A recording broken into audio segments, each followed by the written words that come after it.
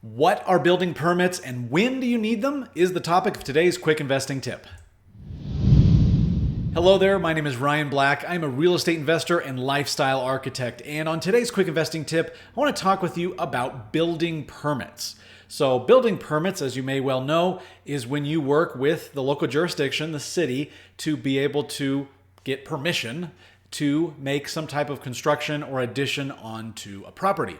And so the purpose or the thought process behind that is the city wants to ensure that all properties are safe and habitable and that the person doing the work knows what they're doing. You may have seen, I know we have seen in our real estate investing adventures, quite a few properties that are obviously not permitted, where people thought they knew what they were doing.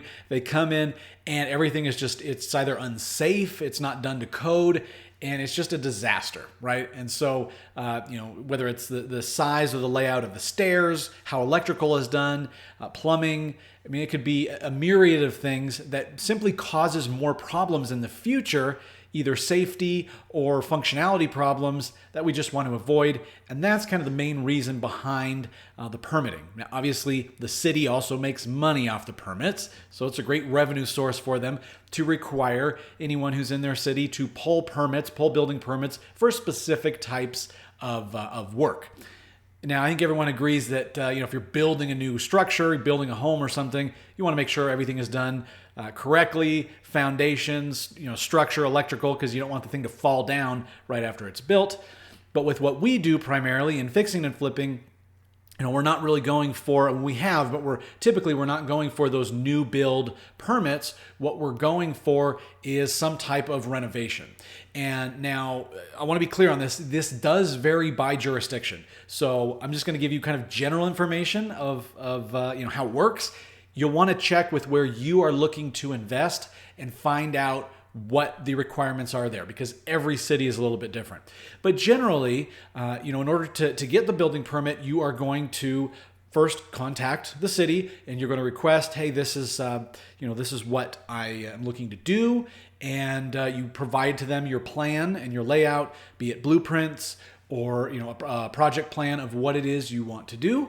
And then you provide that to the building department, and then they will come back. You pay, of course, the fee, and they will come back and grant you permission to begin. Once you begin, there will be certain checkpoints during that process where the city inspector, the building inspector, will come and look and review the work before you can progress beyond that point. So it allows them to ensure that things are being done correctly, up to code and safety, safety requirements and all that. And it helps you avoid any issues in the future. Why do we care about building permits? If you are doing work that is unpermitted or unlicensed and the city catches you, they can red tag you, meaning they will put a stop work order on the house. They can actually shut down and seize the property where you're not allowed to even enter the property until it's remediated, depending on what it is you're trying to do. It can really throw a wrench in your project if you're not careful. Now, what types of things need to be permitted? It really varies, like I said, on jurisdiction. Typically, the ones that you always are going to see is if you're adding any living square footage to the domicile. So let's say if you're finishing a basement, right? Finishing basements is a common thing. You got to get a permit because you're adding living space. If you're making structural changes to the property, maybe blowing out some load-bearing walls and adding in, some support beams, that needs to be engineered properly so that the roof doesn't come crashing down on the occupants.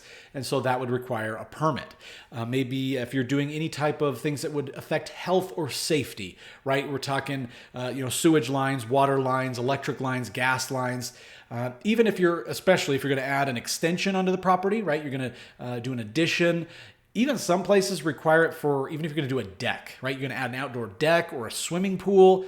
That can also require a building permit. So, it's something that can be a little bit frustrating when you're going into a project if you're wanting to just get in and out really quick, to whether or not you want to go through the hassle of getting a building permit. Once again, find out in your area what is necessary. For a lot of the projects that we've done, a lot of the stuff that we do doesn't need a building permit, like painting, right? We haven't had to pull permits for painting, or if we're throwing in, new cabinets and countertops, or replacing the flooring, or even in certain areas, minor electrical work, like swapping out the electrical outlets and swapping out the light fixtures, things like that. Once again, it depends on the jurisdiction, but we have found that a lot of times in those types of repairs, they simply don't need permitting. It's not required because it's primarily cosmetic. So if you're going to find out information, you can always call the building department. Call them anonymously. Don't say, yeah, I've got this property on this address and I want to know if I can do this, this, and this. You can contact them anonymously and say, hey, thinking about these types of repairs. What are your thoughts? Do we need to get a permit? What's required? What does it cost? And they can give you information without you sticking your foot in your mouth. And it's important, play by the rules, and you can ensure that the project will go smoothly, that you don't get a stop order, and that if there's any issues in the future, it doesn't come back to bite you because you didn't pull the proper permitting.